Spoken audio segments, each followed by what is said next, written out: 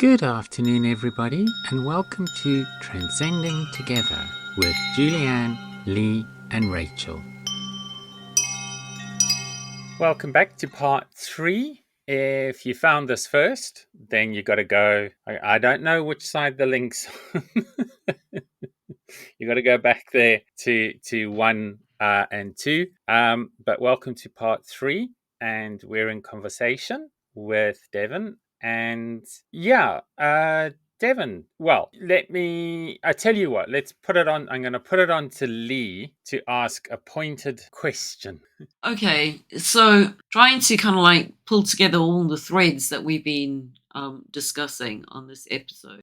What do you think, Devon, is the importance of challenging the status quo and advocating for a society that values every voice? What do you think we can be doing as an LGBT? Well, particularly as the LGBT, we have to first stand together within our own community. That is first and foremost. There has really become this sense of almost like factions within the LGBT that doesn't really push our narrative forward. If we're going to want the world and as a whole to embrace us just for who we are, then we have to be willing to do the same. We have to be willing to find that harmony within everyone. We have to be able to take in other people's opinions and meet in the middle. When you really think about inclusivity, it's not about changing who another person is. It's not about trying to shift someone from what they feel or what they believe. It's just giving people the space to be heard, to not be silenced just because of what has always been. Because we have to think about it. There was a time when community bathrooms were all the rage. You go back to ancient times, pre-organized religion times, bathhouses. You go back to, the ancients where men were off at war and women were all here raising children together. This idea of male and female being two dichotomies that are completely separate, and that's something that's very new. We have to be able to really empathize with people. We have to be able to show compassion, and we have to be able to listen without trying to respond, but listening to understand, not to just form an opinion or to, contradict someone. And I know for me personally, I've struggled with that too, being inclusive as far as, things that I feel are taboo or things that I don't necessarily agree with or that I wouldn't necessarily practice myself. But at the same time, I had to give people that space to be like, you know what? Okay, thank you for explaining that. Really listening and really understanding, like open relationships and polygamy and all those different things. I really had to step back and be like, oh, all right, I see how that could work. I see how that understanding. I don't know if that would necessarily be something for me in my relationships, but I understand the need for that. I understand how a person would not want to just tie themselves to one person. And I feel like when we do that, we can transcend those societal barriers that have just been put up there for us. This and that, him and her, us and them. It's empowering because it almost solidifies your stance when you can be like, you know what? I could be wrong. I could have this wrong. I could be doing something that's not right. I'm still going to believe whatever I believe, but I'm not going to be actively trying to hurt you or to diminish you. And, I think that's a collective and it's a positive change, like I said, Aries, the spirit of this cardinal fire. We all have things that we are passionate about, like that red energy that drives us and moves us to whatever height we do. But I think if you really look throughout history and just society as a whole, we've accomplished so much more together than we have separate. The world wars that when they finally decide to come together, they end it. Or any movement, anything that's brought about change has always included someone on the other side, whether it be the women's movement, slavery, racism, trans, LGBT. At some point, we had to reach on the other side to have people support a cause. We had to have allies in the fight with us. And if we start thinking of each other as allies, just as support as opposed to the other, it just gives people that grace to just be, to exist. That's what I feel being a human is. Excuse me. It's about that experience, that growth. I mean, what if people who spoke Spanish only hung around people with Spanish? No one else would ever have learned the language, and whether that be the trans community, the gay community, whatever community it is, we have to open ourselves up to that. We have to embrace that. We have to be willing to hang on to what we feel and what we feel is true, but still allow people to do the other thing, the same thing. That's harmony. That's balance. That's synergy. Getting back to how you mentioned the number 6, that balance and that perfection. We can divide and conquer, but still come together. I think that's the best way to sum that up. And it's going to take conversations like this. It's going to take that openness. Julie just brought a subject up about, trans people in sports that I had never thought about it that way. Wow. Yes. Wow. They could really do that. They could just use this to divide even more when they really aren't the same. They're two different paths, but the status quo wasn't always a status quo. It's just what's accepted. So at some point, it was something else. And now it's shifted to this. So why stop shifting? We can transcend this space that we're in right now as a collective. And that's what's really needed. It's not that I want to go and transcend and be separate from you. No, let's come together. Let's come together and let's move forward and move higher, but do it side by side. And that's where the name of the show, Transcending Together, comes from. Exactly. These mindsets, these zeitgeist, it just has the potential to drive so much positive change, so much collective lifting, whether it be the economy or whether it be women's rights. Like, men would go crazy right now if you made them get a vasectomy to not get a woman pregnant. Like, could you imagine if men had to take a pill that stopped them from getting a woman pregnant, but it's going to make you moody and it's going to make you gain weight? Like, it's just crazy, but no one thinks about that. And I think that's what the spirit of inclusiveness means, is I'm including you in my freedom. I'm including you in my right to live a life that is as full and as true to me as possible. Did you know we've got an absolutely wonderful merch store? You can buy merch from the show. You can buy this mug, which supports my rugby team, the Sussex Dragons. This is one of my favorites. This is best part of waking up, turf tears in my cup. We also have t-shirts, which support my rugby team, and t-shirts which express our dissatisfaction with England rugby for the way they've treated trans people. And for you bikers out there, we've got our Sisters on Steel Motorcycle Club. Scan this QR code or follow the links on tigergirl.substack.com. Now back to the show.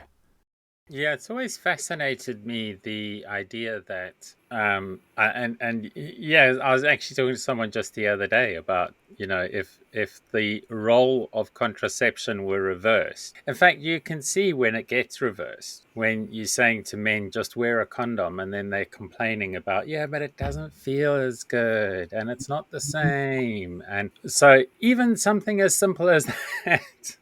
But no, women must take pills and use coils and all the other contraceptive things. It's fine if the woman has to do it, but heaven forbid that the man should have to do it. So, I mean, that already, that you can just imagine. and someone floated the idea that maybe all men should get a reversible vasectomy Mhm. until they make a conscious decision to want to have children. And I think that's a far easier way of doing it. Mhm. But it's going to require men to have to make the decision to make that the way it works. And yeah, you were saying it's like if you look at the Black rights movement, civil rights, any justice requires people not in the community to help in the fight, and that allyship is so important. And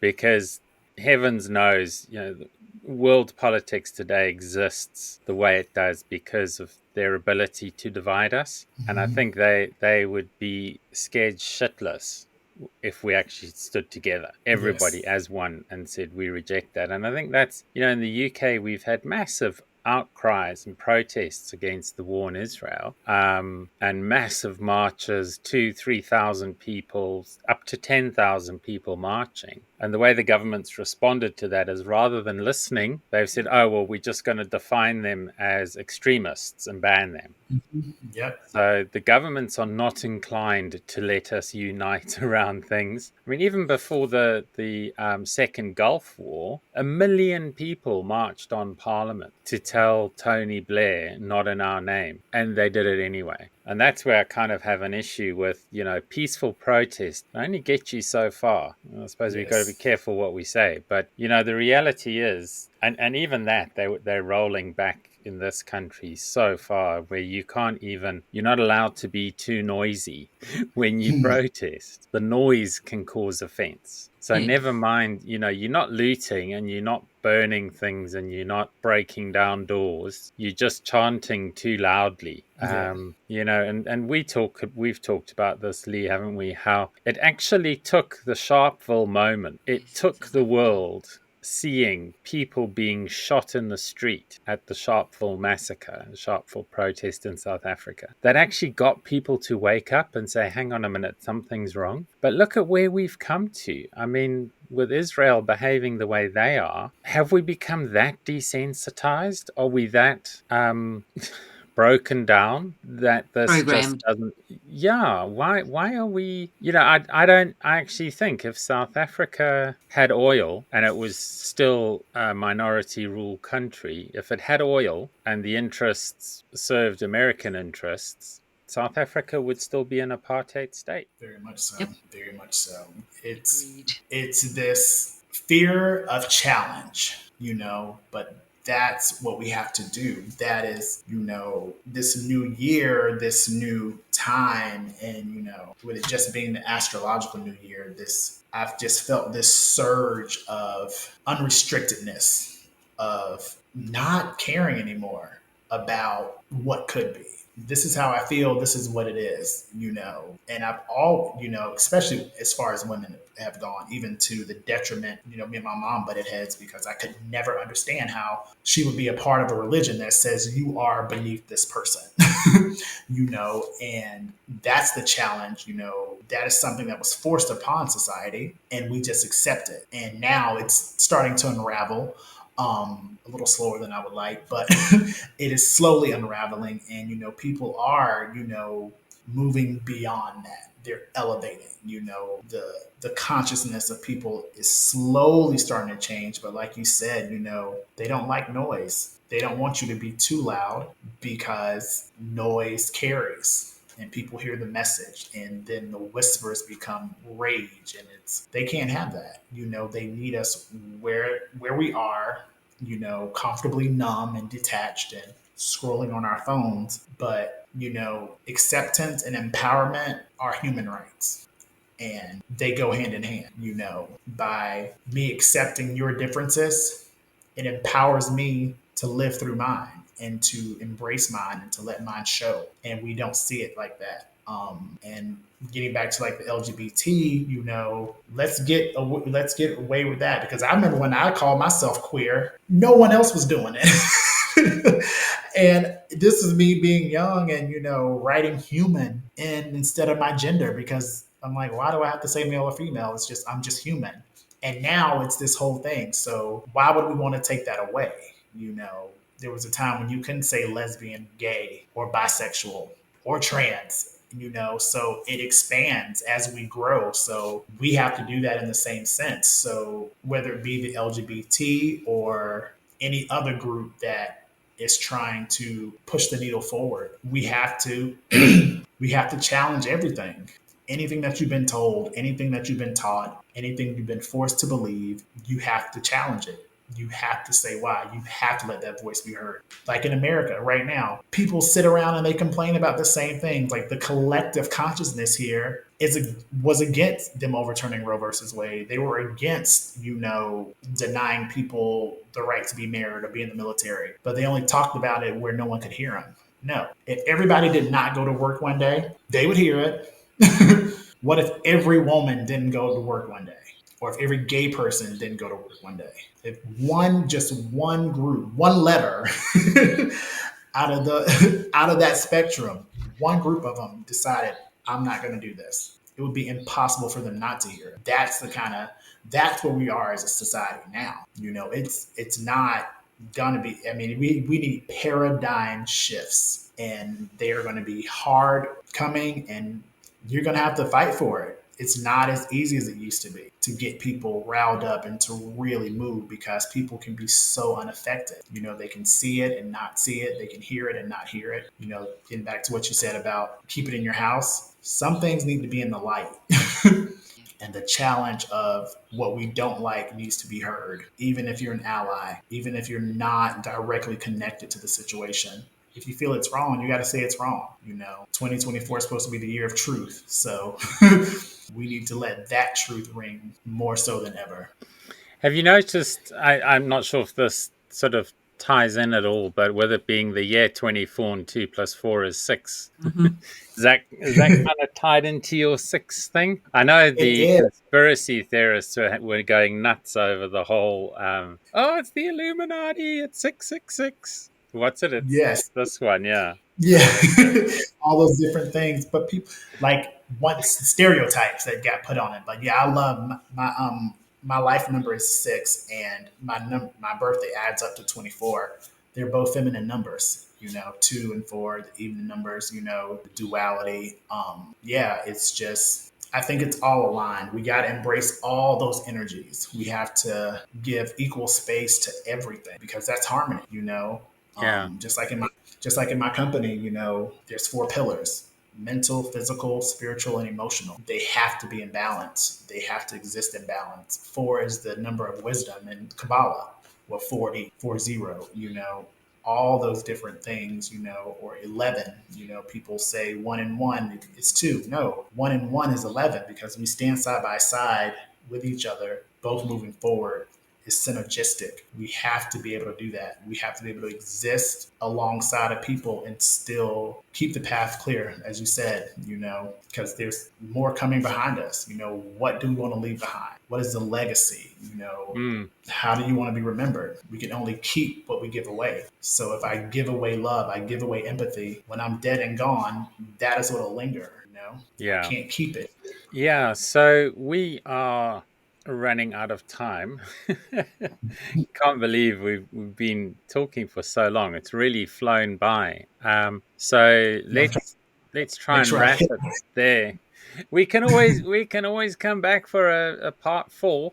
5 and 6 another time. Definitely have you and Carly on the same conversation. I think it would not to create antagonism, but I just think I like to have discussions with people that don't necessarily agree with me, because I would rather discuss those differences in a safe place, in a safe space, than, you know, out in the public square. Lee, do you want to? Safe to say anywhere. That's the thing. We shouldn't have to resort to just 3 people sitting here. This shouldn't be the safe. True. You know what I mean? Yeah. Cool. Lee, do you want to close out? Any? Yeah. So my final thought would be, you know, the fire of Aries. It not only kind of fires up and symbolizes renewal, but it should also serve to inspire us to advocate for change, empower marginalized voices. Yes. And I think that's what we have to do. And yeah, Courage, leadership, yeah, and pioneers. That's what it's about. You have to do that. You have to be courageous in whatever it is, whether you're in the fight or you're supporting someone in the fight. It takes courage. It takes leaders. It takes people willing to go to jail for how long was Mandela in jail? 27 years. Just for belief. That takes leadership. That takes courage to put yourself on the line for something that you, in your heart and your soul, believe is right. Yeah. All right. Well, I'll close on a quote of Lee's because I've been wondering if she would say it, but she didn't say it. So I'm going to say it. But I did hear it from Lee first. And that is, if you want to go fast, go alone. If you want to go far, go together. Go together. And on that positive note, we shall close out the show. Thank you, everybody, for watching and spending time with us. And hopefully you will get to see Devin back on again sometime soon. It was a really good show. Thanks, Devin. Thank you so much Thank you, for having Devin. me. You're very welcome. Thank you so much. Thanks. Bye. Bye.